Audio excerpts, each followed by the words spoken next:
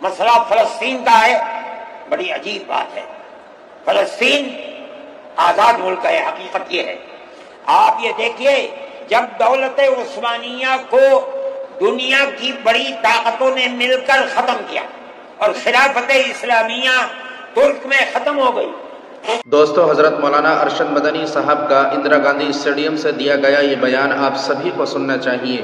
سن کر آپ کو بہت فائدہ ہوگا۔ آئیے ہم سب مل کر اس بیان کو سنتے ہیں۔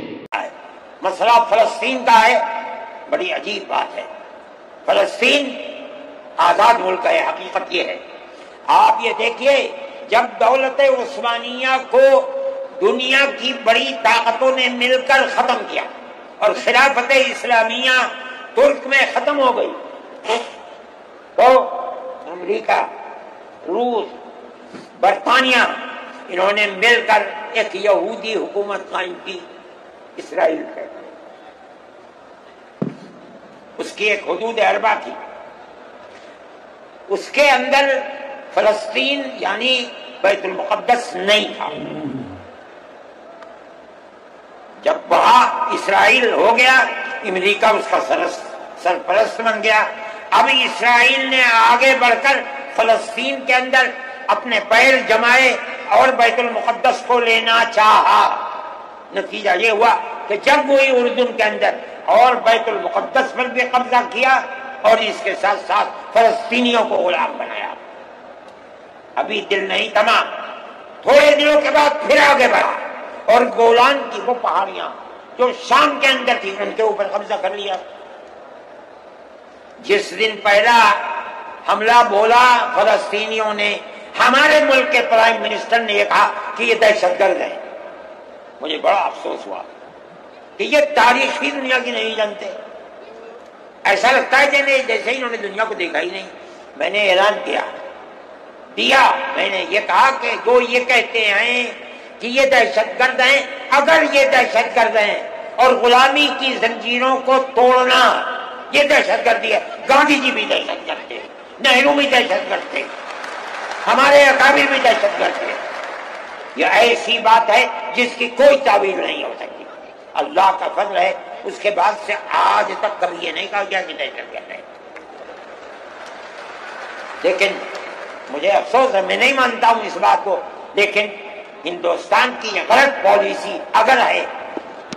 میں گیا عرب، میں نے لوگوں سے یہ سنا کہ ہندوستان کا بارود فلسطینیوں کے مارنے کے لیے اسرائیل میں ہو رہا ہے استعمال۔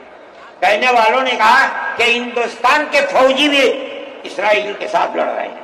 میں اس کی تصدیق نہیں کر سکا ہوں، اتنے میں بات نہیں، مگر میں یہ کہتا ہوں کہ کھل کر پالیسی ہونی چاہیے۔ آپ اگر فلسطینیوں کے قتل عام پر بازی امریکہ کی طرح کہیے کہ ہماری فوجیں اسرائیل کے ساتھ، آپ بھی کہیے کہ ہماری فوجیں لڑ رہی ہیں، اور اگر نہیں ہے اپنے دامن کو پاک کیجیے۔ میں یہ سمجھتا ہوں کہ اس طرح کا قتل عام کہ ساری دنیا ایک طرف کھڑی ہوئی ہے، لیکن یہودی طاقت کے ساتھ کیونکہ سر پر امریکہ تجویز آتی ہیں اسرائیل کے، نہیں، اسرائیل کے خلاف نمبر 2 پر ہے۔ سب سے پہلی تجویز امریکہ کے خلاف آنی چاہیے، اس لیے کہ جو بم برس رہے ہیں وہ امریکہ کے ہیں، جو فوج لڑ رہی ہے وہ امریکہ کی ہے۔ اسرائیل کے پاس کتنا ہے؟ جو طاقت ہے وہ بڑی طاقتوں کی دین ہے۔ اسی بنیاد کے اوپر ساری دنیا کے اندر احتجاج ہو رہا ہے، مگر وہ احتجاج قابل توجہ نہیں ہے۔ جمعیت علماء ان مسائل کو سمجھتی ہے۔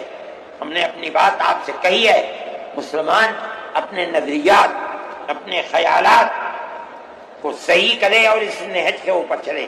میں پھر کہتا ہوں، آپ ہندو مسلم اتحاد، آپ جس گاؤں میں ہیں وہاں اتحاد رکھیے، اپنے کھیت میں ہیں وہاں اتحاد رکھیے، بازار میں بیٹھے ہیں وہاں اتحاد رکھیے، جہاں دنیا کے اندر ہے، مذہب کی بنیاد پر نہیں، ہندو مسلم بھائی بھائی اسی اتحاد کی بنیاد کے اوپر چلیے۔ اگر آپ چلیں گے تو آپ اپنے ملک کے وفادار ہیں اور آپ صحیح راستے پر چلنے والے ہیں۔